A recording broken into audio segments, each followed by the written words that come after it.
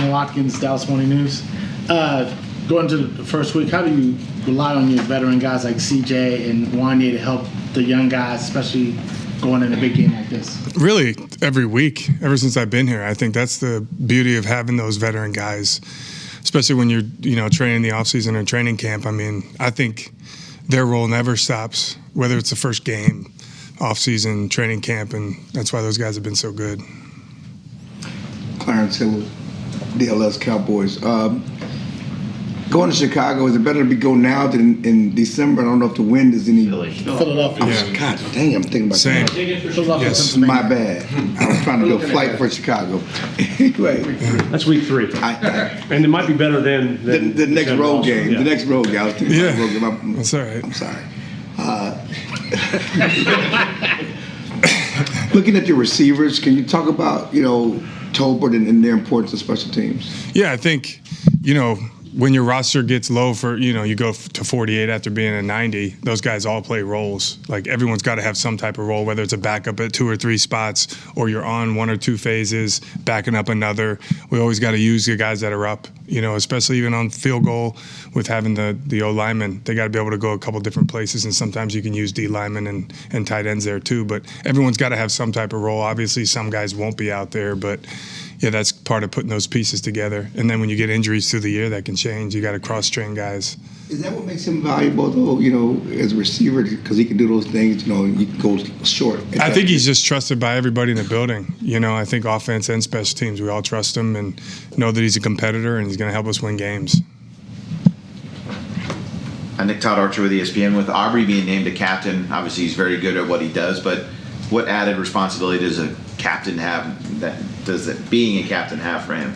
I don't know if there's added responsibility. I think the cool thing about being voted a captain is because it's your peers. So I think that's always a cool thing, and having that respect from all the guys is awesome. Have you been around teams that have had kickers as the captain for special teams? I'm not sure, maybe, but it doesn't happen quite as often. So it's pretty cool the respect he's got, And then first week of a season, you have a lot of moving parts to get to know different guys and is the first week kind of, or first couple weeks maybe a chaos thing for a special teams coach because there's so much unknown coming into a year? I don't know if it's chaos. I think everyone deals with the same thing because you don't know exactly where everyone's going to line up on the other side of the field too. So you've been kind of moving guys around, trying to cross-train them at different spots to where they can fit in.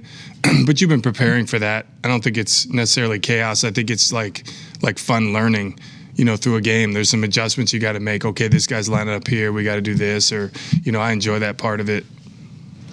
John Schroeder with The Athletic. I know from afar you obviously know Cavante Turpin is and what you're getting into with this job. But since you've been around him now, what has stood out most to you? Stood out the most is how much energy he brings every day. What he is on tape, but you don't necessarily know the guy. And that to me has been the coolest part. I mean, he's involved in everything. He's always having fun. He's always, just spreading good energy at all times. It just seems like every day is a joy to the guy, and that's the part to me that stood out the most. He's extremely competitive in pretty much everything we do, but that's not surprising because of how he plays. You would expect that, pretty much most guys.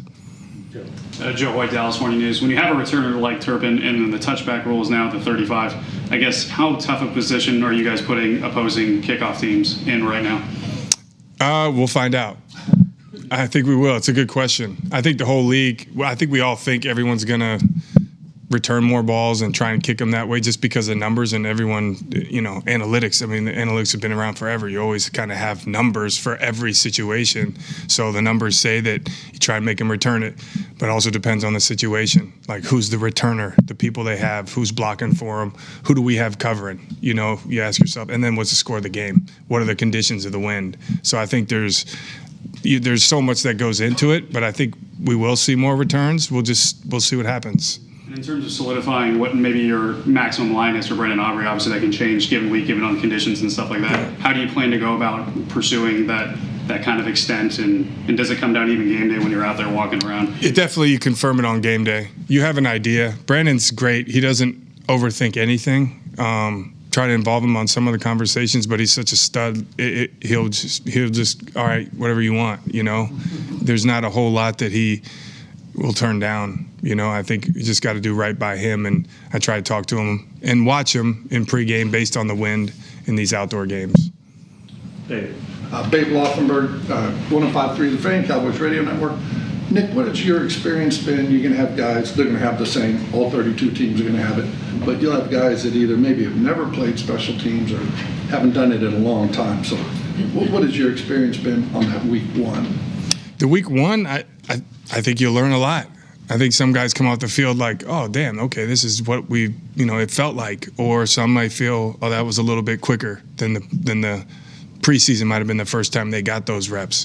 And there's different schemes, and everything's a lot simpler in every phase, I think, of offense, defense, and special teams. And sometimes you just, hey, this makes sense to me, and I'm just playing football. And that's what I want. We want to encourage guys to cut it loose, play fast, don't overthink anything, and be simple and just be a football player and don't overthink it. Patrick. Hey, Coach Patrick Walker, DallasCowboys.com. A week ago, give or take, Shotty said that one of the determining factors between Jalen Brooks and Ryan Flanoy on the active 53 initially was the fact that Flanoy plays special teams so well.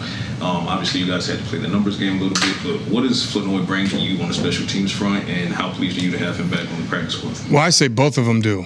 I mean, they both contributed a lot. I just think, it was really close with those guys. Both of them are great special teams players. I'm not saying, anything bad or good. Flo just really stepped up a lot. He improved a lot. He got really, really good, and he got a lot better at it. And we'll see, We'll see, because Brooks has done a whole lot, too, and he's had a lot of success on special teams. So those guys both, for me, have high value on special teams.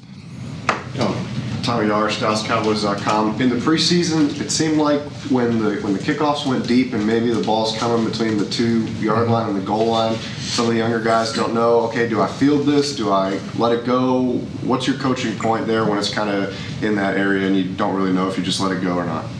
That was good learning for Blue. You're talking about in the last game, he had a couple of those.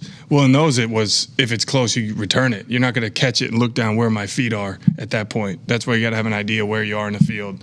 And I think those were just good learning experience for him. He hasn't, again, another rookie that hasn't had a whole lot of special teams experience. Those are valuable reps. Anybody have anything else? All right, very good. Yep. Thanks, guys.